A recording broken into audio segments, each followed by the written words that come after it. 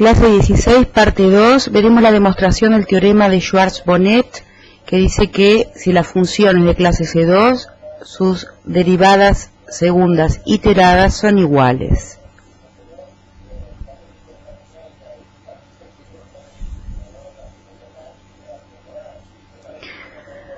Vamos a definir una función auxiliar de dos variables reales, h y k, de la siguiente manera. Delta mayúscula de hk, por definición, es f de x sub 0 más h y sub 0 más k, menos f de x sub 0 más h y sub 0, menos f de x sub 0 y sub 0 más k, más f de x sub 0 y sub 0.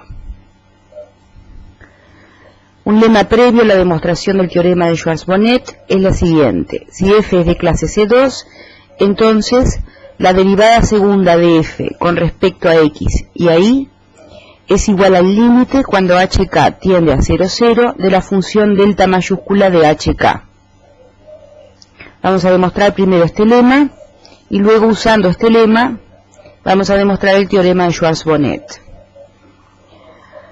Llamemos phi de t a la función auxiliar f de x sub 0 más t y sub 0 más k menos f de x sub 0 más t y sub 0. Depende de un parámetro t real.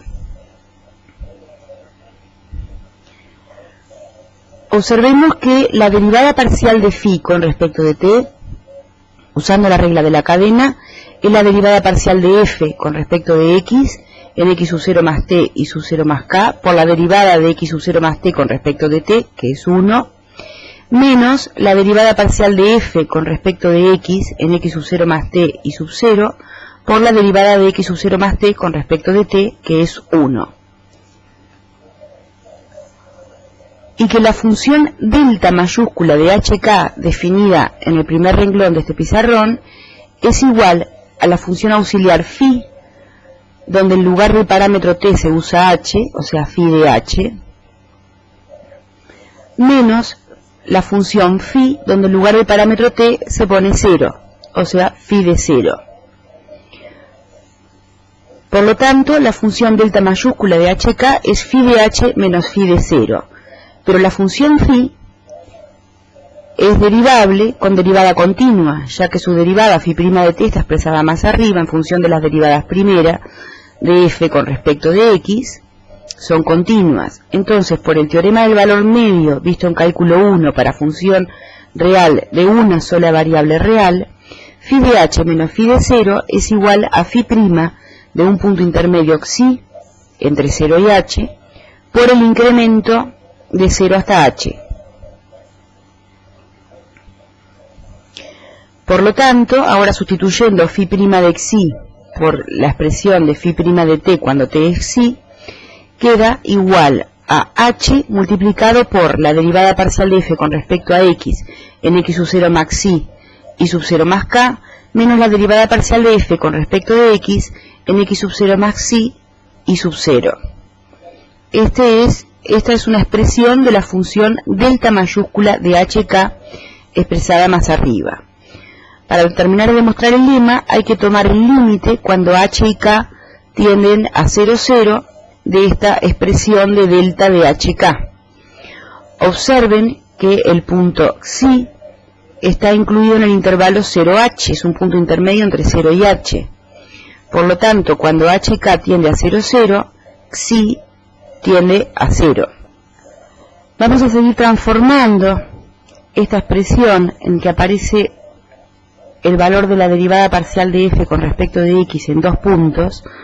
aplicando nuevamente el teorema del valor medio visto en cálculo 1, para seguir transformando la expresión de la función delta mayúscula de hk.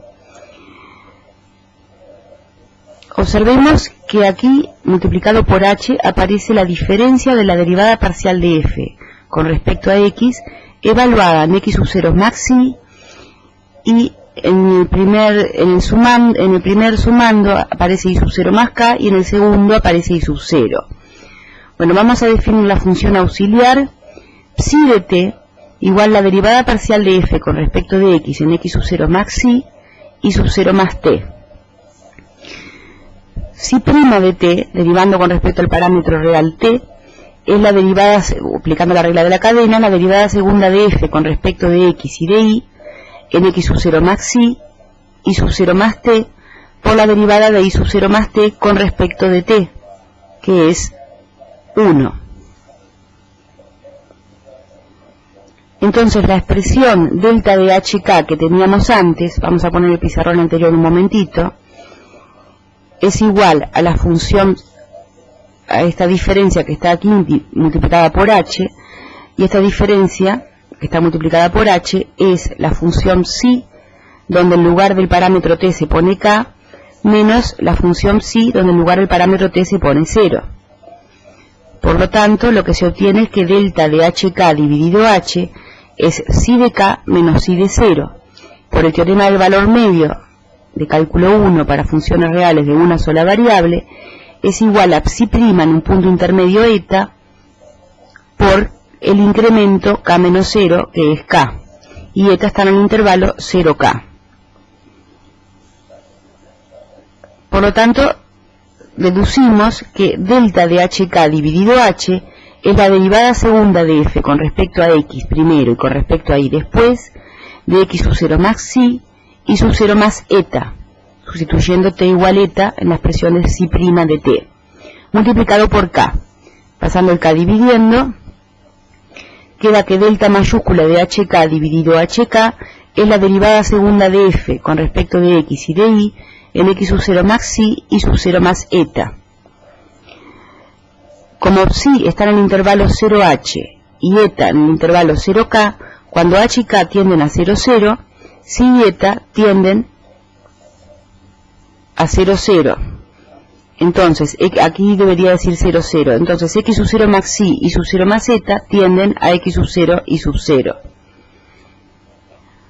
Como la función derivada segunda de f con respecto de x e y por hipótesis es continua porque f es de clase C2,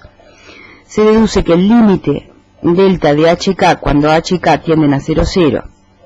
dividido hk es igual a la derivada segunda de f con respecto a x y en x0 y 0, que era lo que queríamos demostrar en el lema previo al teorema de Schwarz-Bonnet. Ahora vamos a demostrar el teorema de Schwarz-Bonnet usando este lema.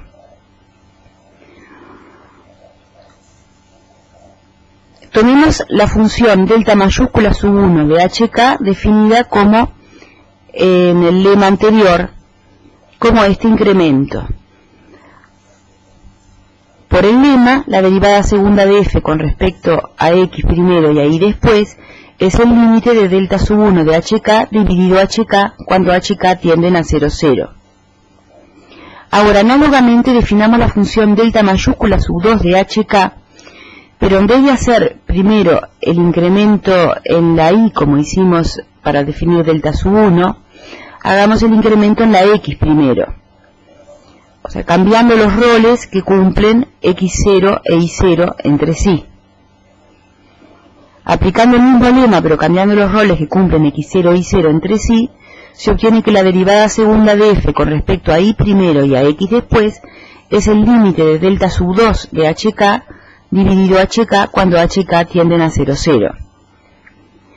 Pero ahora observemos que delta sub 1 de hk es lo mismo que delta sub 2 de hk, lo único que cambió fue el orden en que estaban expresados algunos de los sumandos. Por lo tanto,